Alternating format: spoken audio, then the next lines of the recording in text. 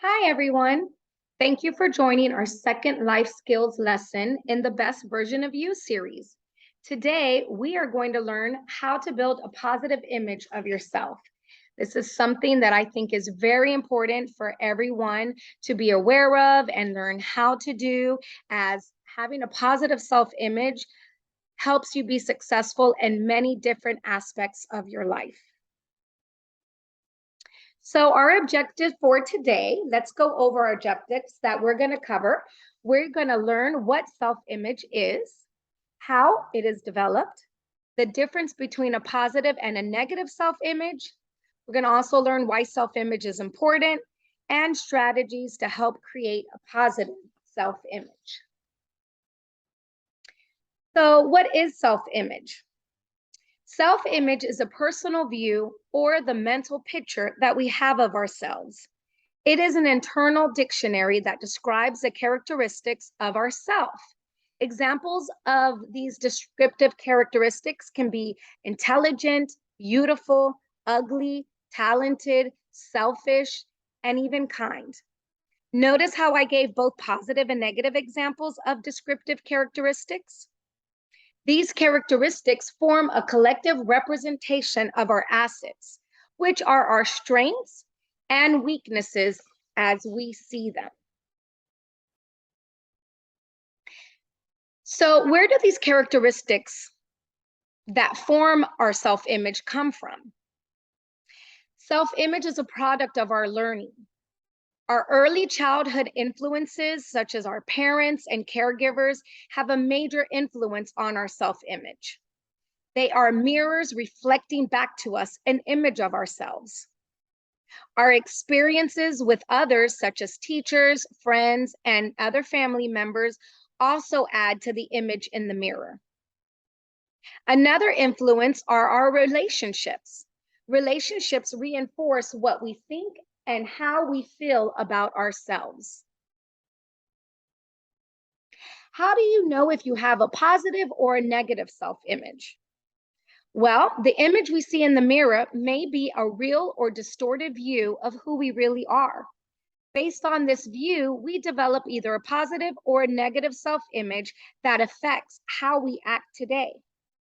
We continually take in information and evaluate ourselves in several areas, such as our physical appearance. How do I look? Our performance. How am I doing? And our relationships. How important am I? So, with a positive self image, we recognize and we own our assets, which are our strengths and potentials, while being realistic about our liabilities, which are our weaknesses and limitations. With a negative self image, we focus on our faults and weaknesses, distorting failure and imperfections. A positive self image can boost our physical, mental, social, emotional, and spiritual well being. That's why it's important to help foster a positive self image. Because, on the other hand, a negative self image can decrease our satisfaction and ability to function in these areas. So, why is self image important? Well, those factors that developed our self-image, remember the things that we talked about in the previous slide are that influenced our self-image, our relationships, early childhood influences, and our experiences with others. Well, that determines how we think and feel about ourselves, and in turn, how we relate to others. If your self-image is negative, it can reduce the quality of your life in many different ways. I'm going to go over some ways that a negative self-image will affect you. One way is having constant self-criticism. That can lead to persistent feelings of negative feelings, such as sadness, depression, anxiety, anger, shame, or guilt. It can cause relationship problems. For example, a negative self image may make you feel that you have to tolerate all sorts of unreasonable behavior from your partners because you believe you must earn their love and friendship and cannot be loved or are not lovable. Alternatively, a person with low self-esteem or a negative self-image may feel angry and bully other people. You may have a fear of trying. You may doubt your abilities or worth and avoid challenges. You may develop a perfectionist attitude and push yourself to become an overachiever to atone for what you see as your inferiority. You may also avoid activities that involve other people, like sports or social events, because you are afraid you will be negatively judged. You may feel self conscious and stressed around others and constantly look for signs that people don't like you. So you're going to have a fear of judgment. You may also be a person that finds it hard to cope with a challenging life event because you already believe yourself to be hopeless. And that causes you to create a low resilience with that negative self-image. And also, you may care so little with a negative self-image that you may begin to neglect yourself and develop that lack of self-care. So now we're going to talk about how we can create a positive self-image. An important thing that I want you all to know is that self-image is not permanently fixed. Part of our self-image is dynamic and changing, which is a good thing to know, and it occurs over our lifetime. We can create a positive self-image by learning to develop a healthier and more accurate view of ourselves, thus challenging those distortions we see in the mirror. So now let's go into some ways to create a positive self-image. This is a very important strategy to remember when improving your self-image, because especially today with all the social media that we are exposed to, it is so important to remember to avoid the comparison trap. People with a positive self-image don't compare themselves to others. They are happy to be on their path, wherever that may be. Comparing yourself to others places you in a position in which you can never win. And that's because there's always going to be someone who has more or is better than you at something. A better plan is to compare yourself to yourself. You want to focus on how far you have come. Focusing on your results will motivate you, and it will help to raise your self-esteem, which will in turn give you a positive self-image. Another strategy is to remember to say no to your inner critic. Learning how to handle and replace the voice of your inner critic is a good place to start with raising your self-image. You want to identify and challenge those negative thoughts.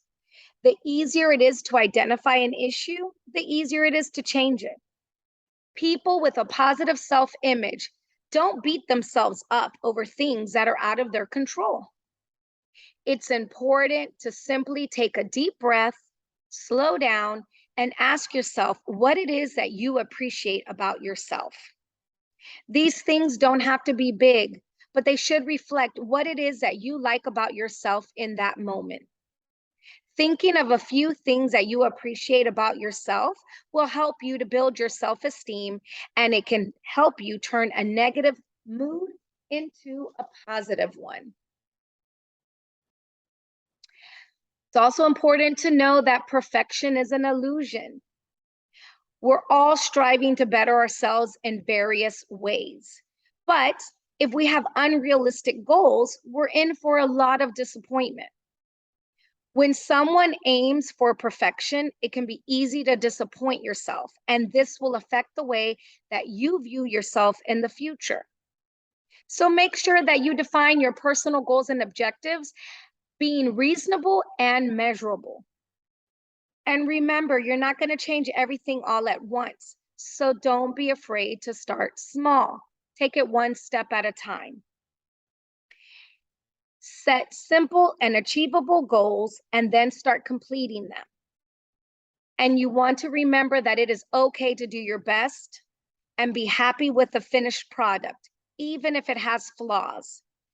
Knowing that can help you improve the way you view yourself. So give yourself credit for all your hard work and your efforts. Avoid thinking about the ways in which you failed and celebrate the things you succeeded in doing.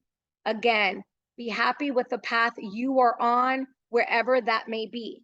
So remember how far you have come. And the last strategy that we are going to go over, which is also an amazing and simple one, is practicing gratitude. Take time to be grateful for what you have and notice the good things in your life. Practicing gratitude by using gratitude journals and other similar exercises can immediately lighten your mood and improve your outlook on life. Daily practice can have lasting effects on your self-image. Try to think about what you're grateful for and what part you play in it. You'll begin to notice your impact on the world and the lives of others. These acts help you have a positive self-image. So let's start with noticing the good things in your life. Each day, think of 3 things you are grateful for.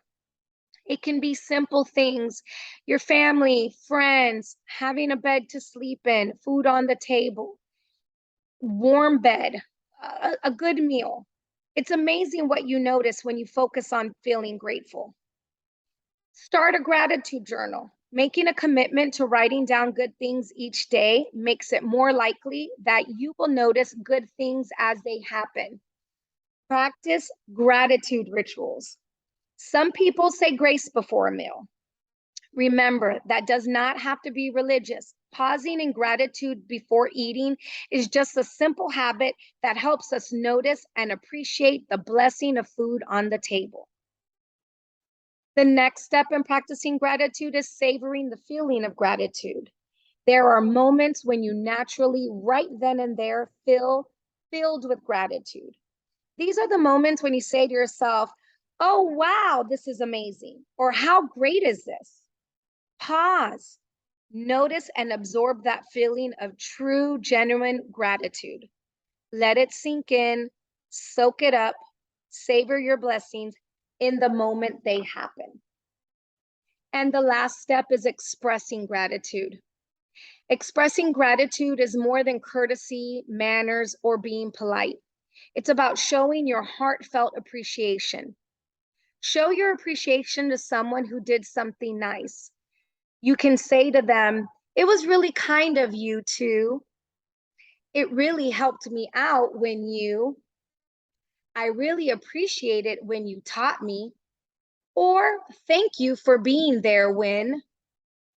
And if you're not the type of person that feels comfortable expressing it verbally, there are other ways you can express your gratitude, such as writing it in a letter. You can also express gratitude by doing a kindness.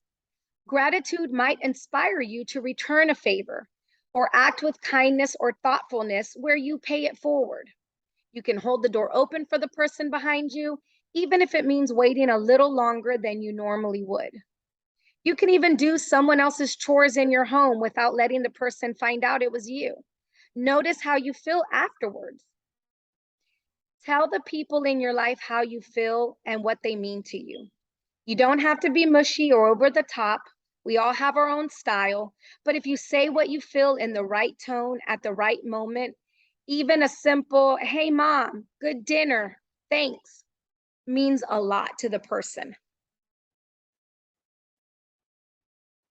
I hope you all enjoyed this live lesson on building a positive self-image. I want to thank you all for joining, and please remember that you are all awesome, and always, always be kind to yourself.